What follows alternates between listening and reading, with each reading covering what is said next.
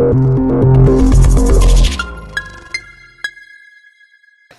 right, Taylor Hildebrand writes, "Hello, everyone. I'm a massive fan of the show. When I watch a movie, there are a lot of elements that I look for, like the acting, directing, writing, and so on. What is your opinion on the most important element that makes up a movie? Thanks, guys, and bring on the filthy."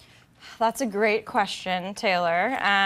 You know, all these elements form a film that has to be meaningful or whatever it's aiming for. And, you know, whenever something goes wrong, everyone blames the writer or the director, but it's the company as a whole. I mean, there's not one piece that's not important. For a film, I mean, some films, it's visually stunning, or it's this, or the lighting, or the characters. For me, it's the characters the most important part. Because if I don't have, you know, an affinity towards, if I don't have a connection with the characters, I'm gonna be taken out of the movie. I'm not gonna care if they die. I'm not gonna care what, you know, turmoil happens in their life. So to me, if you have a really well-written character and series of characters and you watch the arc throughout the course of the film, that can be the really big difference. And I think a lot of the great films, like horror films, for example, if they have really strong character-driven films, those hit harder for me than just the, you know, shock, terror value.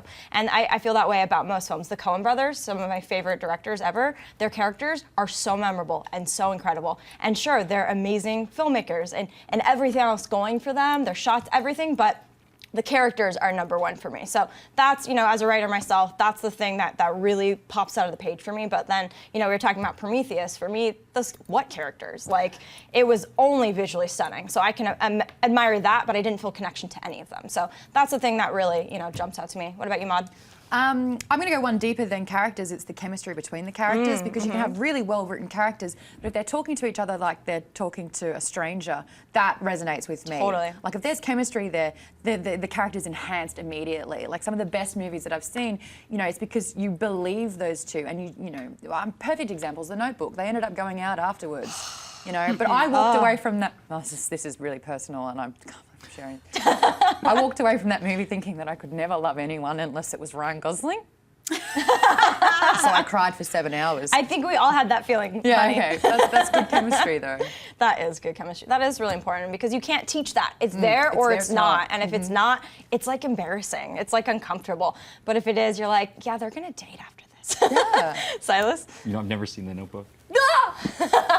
You're Maud's out. fired. It's the only Nicholas Sparks film that I can honestly say was a really well-written story. The other ones, not great. But that one is actually worth your time if you have any love bones in you. No love. I would say what I look for is ideas that I continue to think about when I've left the theater. And I think the easiest way a movie can do that is by sort of having a theme or a thesis that I wouldn't necessarily agree with, but having seen play out in the story, I, by the end of the movie, say, okay, I understand where they're coming from. Example.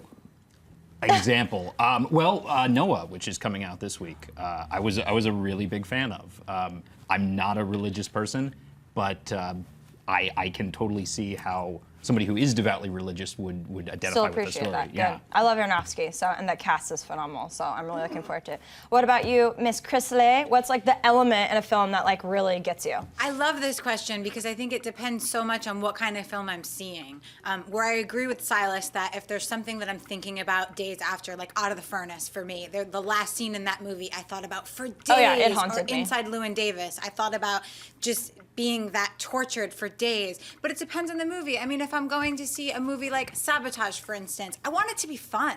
I want to be at the end of my seat. I want to not know what's coming next. I don't want to see the same boring movie all over again. And for me, as much as I love to see the characters and I love to see the story, it's the experience. So if I walk out of that movie theater and I had a great time and it was a popcorn flick or it was a comedy or it was a romantic comedy, even though my heart is filled with darkness and I usually hate them, as long as I had fun, then to me that's all that matters. But you loved The Notebook, right? Let's be clear. I mean, who doesn't love The Notebook? Silas, because he's never even seen my it. empty heart loves The Notebook.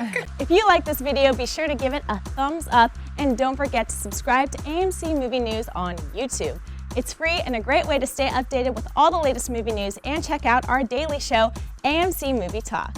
Also, don't forget to check us out on Facebook and Twitter to stay in the loop for our special prizes, giveaways, and contests.